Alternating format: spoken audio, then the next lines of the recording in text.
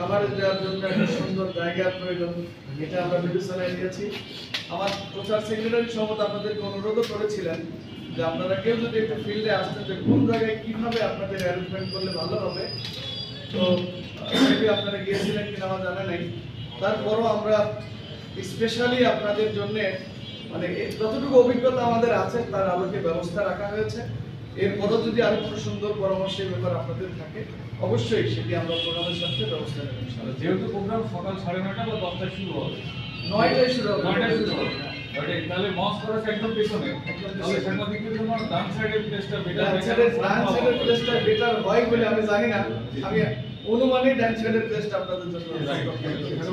এবং সামনে অন্তত 3টে প্ল্যাটফর্ম করেছে উঁচু করে, 4 ফিট বা 5 ফিট উঁচু করে, সেখানে আপনারা দাঁড়াতে পারবেন। কারণ আমার একটা স্থানীয় টিভির সাথে একটু কথা হয়েছে, কেসি টিভি সম্ভবত, উনি আমার অবশ্যই কিছু পরামর্শ দিয়েছেন যে এরকম লাগবে, তো তার জন্য করা হয়েছে।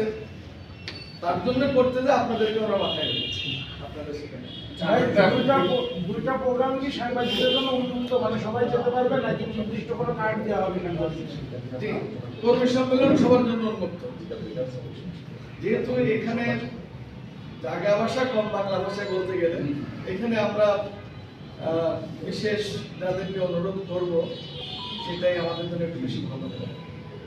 আচ্ছা, আমার একটা জানার বিষয় যে আপনাদের এই যে 3-4 লক্ষ সমাগমের আপনারা একটা অ্যাজাম্পশন করছেন, আপনাদের যে আমির আসছেন, এরকম প্রোগ্রাম আপনাদের শেষ কবে কুষ্টিয়া জেলায় হয়েছে বা কতদিন পর হচ্ছে এত বৃহৎ পরিসর? এই বৃহৎ পরিসরের প্রোগ্রাম আমার তো মনে হয় না যে কতদিন আগে এরকম প্রোগ্রাম হয়েছে, কারণ 16 বছর তো আমরা কোনো প্রোগ্রাম করতেই পারিনি। করতে পারি নাই বলতে এই জাতীয় প্রোগ্রাম আমাদের ঘরোয়া ছোটখাটো আমাদের অনুশীলনীমূলক প্রোগ্রাম, শিক্ষামূলক প্রোগ্রাম এগুলো চলেছে সবসময়, বন্ধ ছিল না। এত বড় প্রোগ্রাম খুব কাছাকাছি সময় কুষ্টিয়া হয়েছে, আপনার মনে আছে না? 2006 সালে কে আসছেন? মৌলানা মতিউর রহমান 2006 সালে আমাদের মন্ত্রী ছিলেন।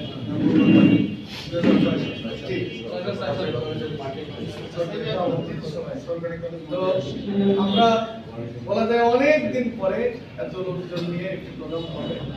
একটি প্রশ্ন আপনাদের ছিল যে এত লোকজন সরকারি কলেজ মাঠ, যে আমাদেরও বিষয়টা মাথায় আছে, সরকারি কলেজ মাঠে ধারণ ক্ষমতা এত নাই। ওই জন্য আমরা বিবেচনায় নিয়েছি কি করে লোকদেরকে আরো অ্যাকোমোডেশন করা যাবে।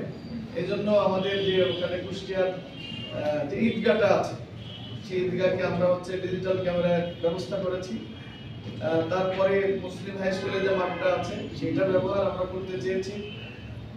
এরপরও কলেজ ক্যাম্পাসের ভিতরে অনেক জায়গা আছে আমরা দেখেছি, সেখানেও লোকজন প্রয়োজনের তাগিদে আর কি স্থান নিতে হবে।